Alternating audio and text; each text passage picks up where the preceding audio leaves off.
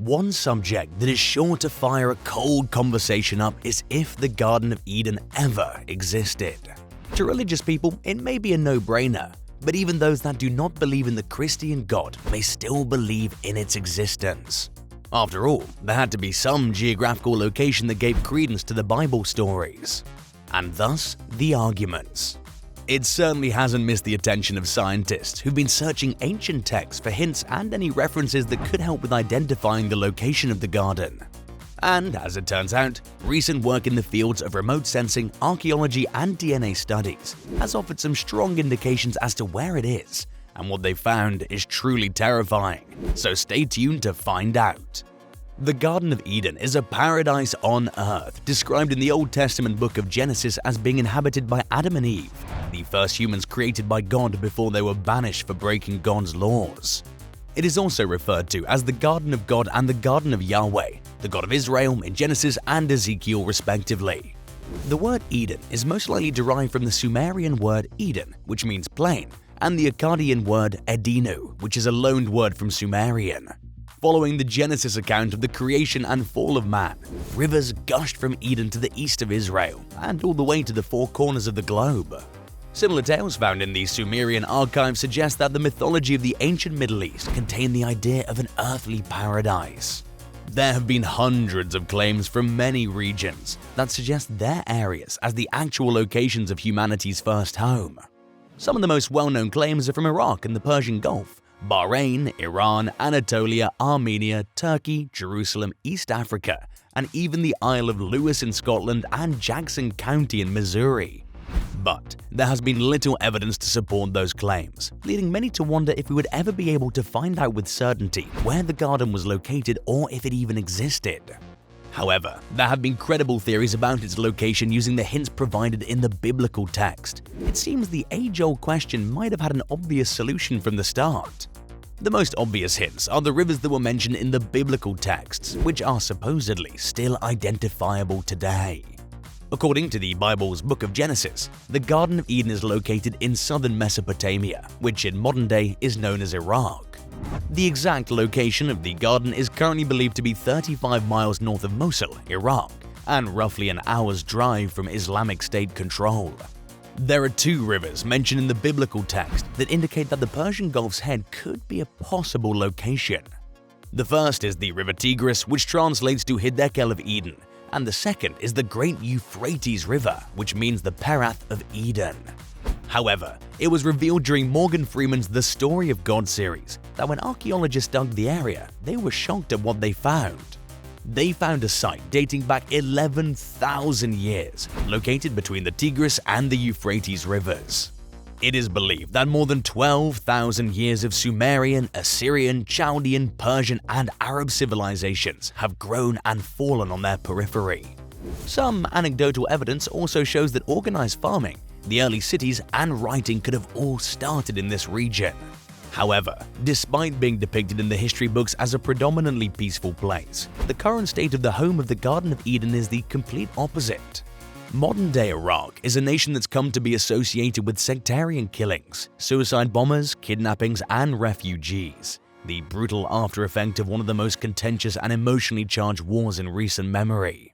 Most of the damage done to the Mesopotamia region, especially the two main rivers mentioned in the biblical text, can be traced back to the actions of Iraq's most prominent dictator, Saddam Hussein.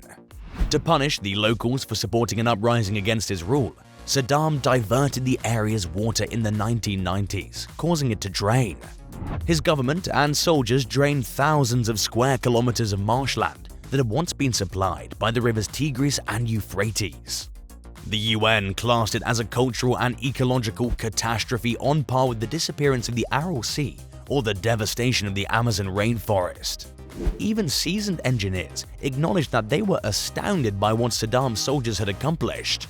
Saddam's soldiers removed 6,000 square kilometers of wetlands, an amazing feat of engineering and a huge task. They created new rivers, diverted the Euphrates away from the marsh, and intercepted the Tigris. They also burned the region's reed beds, and his dictatorship misrepresented it as increasing agricultural land availability, when in reality he was attempting to deny his opposition a base of operations. Despite the very obvious environmental harm being done, Saddam pressed on with his agenda because his project was political and spiteful. According to historians, the marsh region had developed into a new hub of the Iraqi opposition by the 1990s and was predominantly populated by rebels. Luckily, Saddam was deposed before he could completely ruin the entire area, but there's no doubt that he did some remarkable damage to the region, which is believed to have housed the Garden of Eden. By the time he was removed from office, around 80,000 Madan or marsh Arabs had lived there in towns and on floating islands in 1991, when 450,000 people relied on the marshes were left displaced. 30,000 refugees went to the US and 70,000 to Iran. The remainder were relocated. The population of the biggest city had fallen from 67,000 to just 6,000 by 2003. With restorative efforts going on, the marshlands of southern Iraq were listed as a UNESCO World Heritage Site in 2016 because of their variety and long history. Part of its history goes beyond its connections to the ancient garden. The marshes are a part of Iraq's wild east, a remote, anarchic area where poor populations have a history of rejecting authority, according to British forces stationed there. To restore the marshes, the UN started an $11 million effort that included eliminating some of the obstructions that were preventing water from entering the area. They are aiming to reverse the effects of a series of dams Turkey and Syria built to channel the water of the Great Tigris and Euphrates rivers. And although water has resumed flowing through the marshes, its flow is nowhere near what it once was. Sadly, the region, which was only just recovering from Hussein's vindictive political actions, is now under a new threat. Marshes that were revitalizing themselves a few years ago with UN assistance are now merely vast stretches of cracked earth. The purported location of the garden is being hit by severe droughts. The devastating drought has ravaged a large portion of Iraq and neighboring nations over the previous, and has now spread through southern Iraq, affecting the thousands of residents of the area known as marsh Arabs. Huge sections of the formerly green Huwaiza marshes in the previously lush wetlands are now surrounded by dry stream beds, and its vegetation is turning yellow. The local lake, al-Naz, has been reduced to muddy puddles among mostly dry terrain.